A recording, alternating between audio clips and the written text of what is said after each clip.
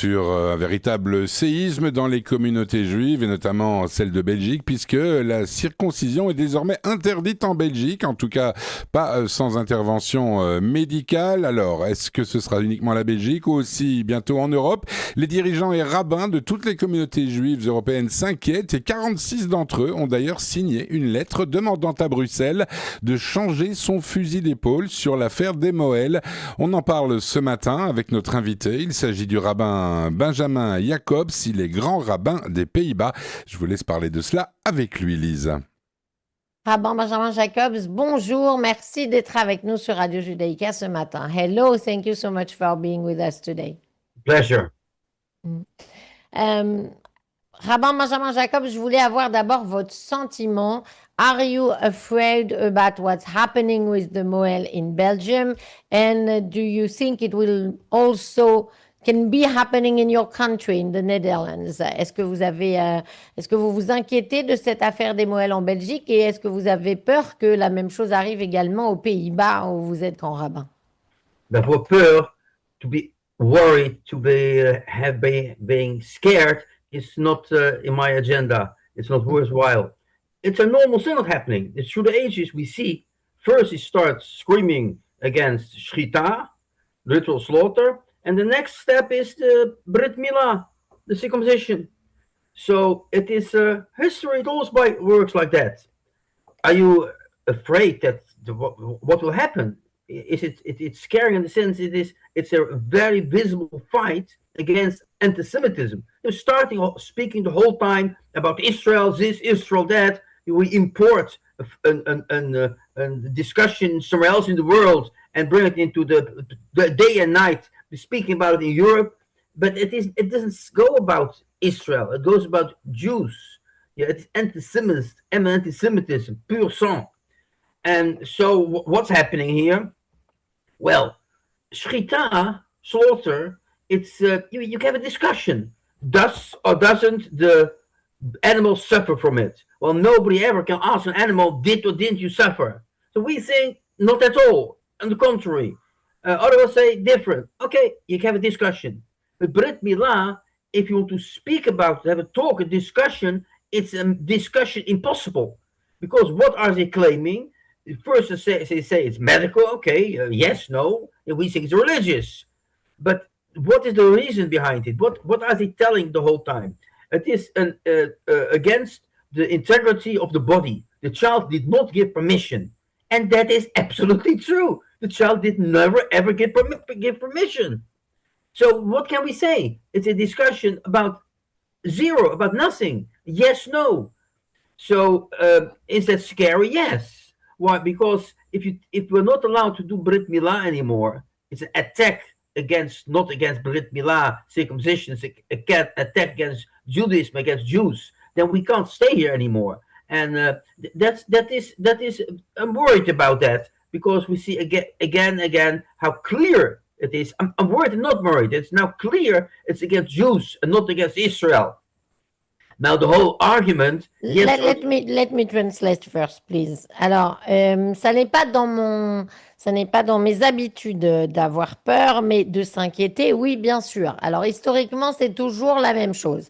Ça commence par la shrita, donc l'abattage rituel, et ensuite, ça arrive sur la Brit Milah. Alors, de quoi on s'inquiète? On s'inquiète du fait que ce soit clairement quelque chose qui relève de l'antisémitisme. On ne parle pas d'Israël ici, on parle véritablement des Juifs et du judaïsme. Sur la shrita, sur l'abattage rituel, vous pouvez avoir une discussion. On vous dit que l'animal a souffert, nous on répond que non, mais vous pouvez effectivement en discuter puisqu'aucun animal n'est venu pour répondre s'il a souffert ou pas. Par contre, sur la Brit Milah, c'est impossible d'avoir une discussion. On peut dire c'est médical, c'est pas médical, mais en tout cas c'est quelque chose de religieux. Alors qu'est-ce qu'on reproche exactement à la Brit Milah? On dit que c'est une atteinte à l'intégrité du corps du bébé, que le bébé n'a pas donné sa permission pour qu'on ait atteinte à son corps. C'est vrai, le bébé n'a pas donné sa permission, mais quelle importance ça a là-dedans? Ce qui est inquiétant, c'est que clairement, si on ne peut pas faire la Brit Milah, c'est une attaque directement contre les Juifs et contre le judaïsme. Sans Brit Milah, on ne peut pas rester dans un pays et donc ça revient à nous dire de partir. So Europe has those discussions about Shrita. And as you see now, it's in Brussels, which is the capital of Europe, talking about Brit Mila. So it may very well come also to the rest of the European countries, although the laws are not the same in every country. And in some countries, they can protect the right to do the Brit Mila anyway. Est-ce que vous pensez, Rabbi Jacobs, que l'Europe elle-même va aller vers ce genre d'interdiction de la Brit Mila? On sait qu'il y a plusieurs lois qui protègent la Brit Mila dans certains pays. I didn't get the question. If Europe will go to cancel the authorization of the Brit Mila, what do you think? Yeah, I think it will. Depends a little bit on which country. In general, if I look at my own country, Holland, yes.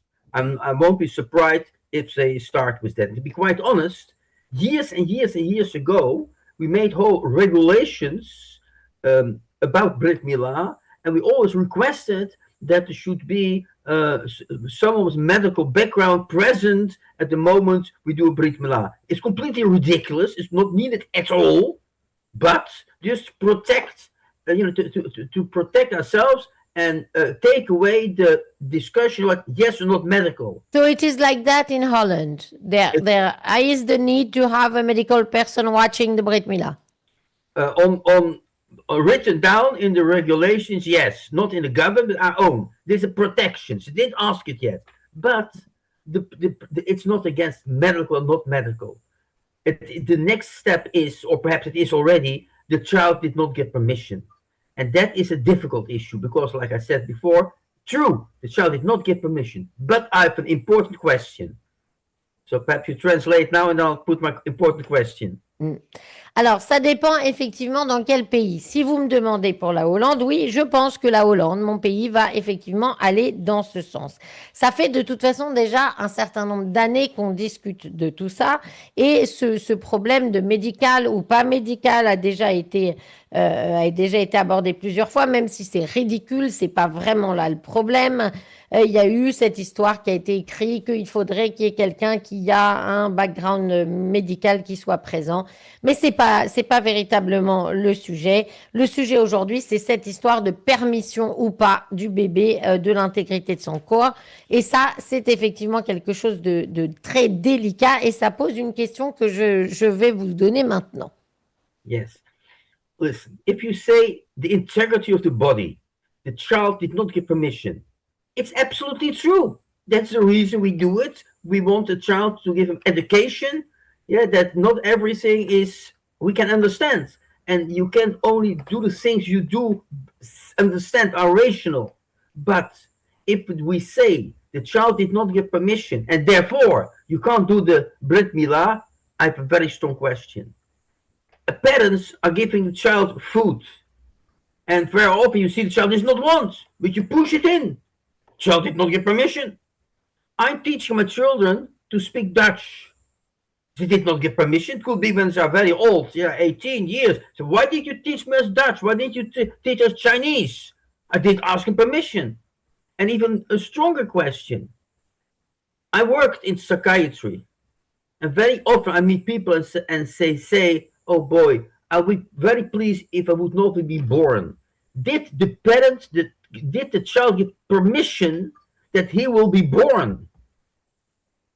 How far can you go with this completely ridiculous question? Alors, la question que on pose à chaque fois, c'est l'enfant n'a pas donné sa permission pour qu'on touche à l'intégrité de son corps.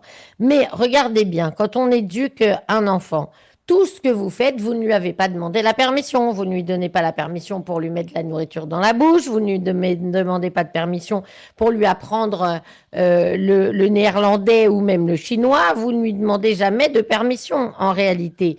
Et moi, je travaille également en psychiatrie. Donc, même quand on entend quelqu'un qui dit « j'aurais mieux aimé ne pas être né », eh ben, c'est pareil. Vous ne lui avez pas non plus donné la permission d'être né. Donc, jusqu'où on peut aller avec cette question ridicule de le bébé n'a pas donné sa permission. Ça n'est pas véritablement la cause ici. Et c'est bien ça qui est important.